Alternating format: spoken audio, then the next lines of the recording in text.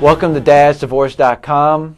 Today we have with us Sue Varon, who is one of the co-founders for Support Certain, along with her daughter Jennifer, who is an accountant with a master's degree.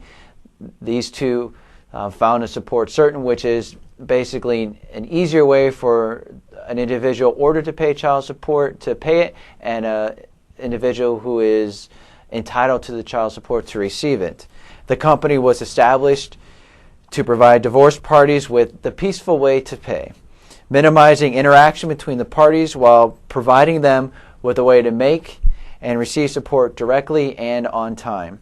For further information, you can visit their website, which is www.supportcertain.com, or contact Support Certain at jennifer@supportcertain.com, or you can call them at 404-551-4849.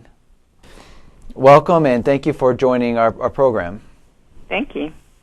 And if you could kind of briefly explain what exactly is Support Certain. I am an attorney in Georgia and have found that the primary conflict between parties after divorce or even during divorce, after there's been a temporary, revolves around the method of payment or the exchange of support. So Jennifer and I were talking about this and came up with a method that would provide people with the opportunity to exchange support or other payments that are things that are uncovered, like extracurricular activity payments or tuition private school payments or nanny payments, without having to put the child into the mix of it, and they could pay their support online by credit card. Payor gets the benefit of using a rewards card to recoup benefits that way, and keeps the court system and the employer out of the mix, either through an income deduction order or a garnishment. So it's basically a way to allow payor and payee to exchange the money, which is a source of conflict, unfortunately, in a non-adversarial way. Now, I was reading in your article, and you just mentioned it about being able to pay online. Have you had any experience in dealing with this type of a setup? Well, we've got it set up as a secure payment method so that the payor and payee recipient both have to agree to do this. And once the payor enters his credit card or her credit card information, and it is, again, secured, we've got a dedicated server just for this whole process, then the recipient will give us their bank account information, and it's not publicized to the payor, so it's a private account, and we then directly deposit the support payment into the recipient's account. Now, does there need to be a court order for this, or can it just be by agreement? It's by agreement. There are some states in which we will not do it because the payments by state law are required to go through child support enforcement. But as long as there's no current child support enforcement order, or it's not a state like Ohio or Texas, there are a few others that prohibit people from paying directly. Some states, just about 6 of them in the United States, require payment through child support enforcement. You can actually have this written into the final divorce decree as an option before an income deduction order comes into play. And usually parties have that income deduction order put in if there's a late payment, and giving the recipient the right to go ahead and get an income deduction order. But the parties can, in their settlement agreement, include a provision that this is an alternative method for payment. Now, what happens if they're on this system and the credit card would decline? Is there any penalty or interest that would be paid or charged to the payor? If the credit cards decline, we cannot go ahead and process the payment. So the payor will be notified that their credit card's been declined. They can either give us another credit card, or they'll have to make arrangements for payment in the more traditional manner. outside of Support Certain.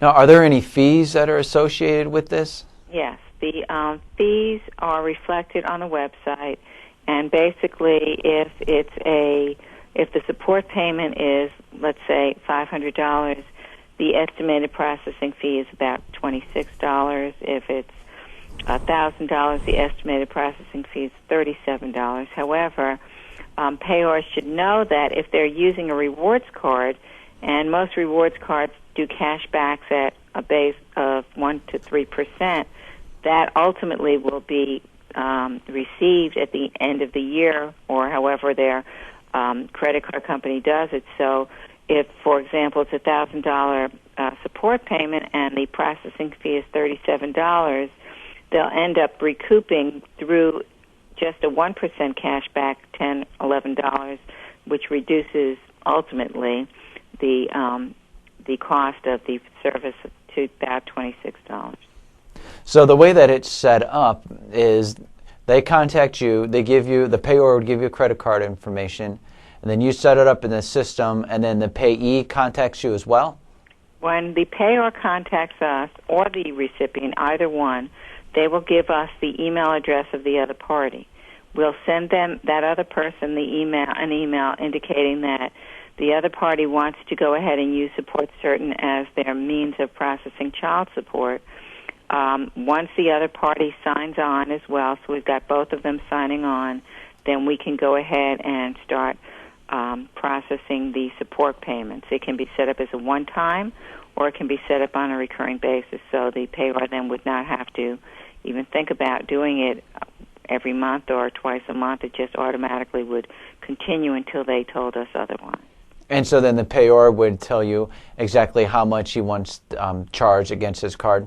That's correct. And then if the payor wanted to, could they do maybe a payment, say, on the 1st of the month and on the 15th of the month? That's right. It's set up so that they will indicate to us if they want to do it on a recurring basis, when they want their payment to go forward. They have to give us a few days lead time in order to work with our bank processing and the recipient's bank processing, but usually it's about 4 or 5 days that they have to charge beforehand. But once they set up on a recurring basis, if they want it the 1st of the month or the 1st and the 15th, and if they set up on a recurring, we'd automatically do it in time so that the recipient would get the money in time. The benefit as well is that we maintain account histories, so that in the event that someone is accused of not making a payment or not making a timely payment, our account history would verify when the charges were made and when the deposit was made. So once this account is set up, and if it's set up to be on the 1st and the 15th, would the payee receive the money on the 1st and the 15th as well? The payor has to indicate to us when they want the money to hit the recipient's bank account. And then if it's, let's say, the 15th, we'll go ahead and charge the credit card on the 10th so that it gets there in time. Okay. Now, if I was the payee, I would think that this would be more beneficial to myself because I would be basically guaranteed the payment and on time. Well, it's beneficial to the payee, certainly, but the payor has numerous benefits as well. First is that they can set up on a recurring basis so they don't have to, remember to do that every time. The second is if a lot of people, especially in today's economy, are self-employed or commission-based, they may not have the money on the 1st or the 15th to pay their support. Rather than being contempt, if they put it on their credit card and let's say they get paid on their commission on the 20th, then at least they could have made their child support payment on time, and then when they get their commission check, turn around and pay off their credit card so that the payment to the payee is received on time. And also another, I would think, added benefit to the payor would be the fact that sometimes people don't want to put their personal affairs with their employers. They want to keep it separate. Absolutely. And so you don't want your employer to know that you're going through a divorce so that you don't have to give them your information for an income deduction. And that certainly is something that they do not want the employer to know about.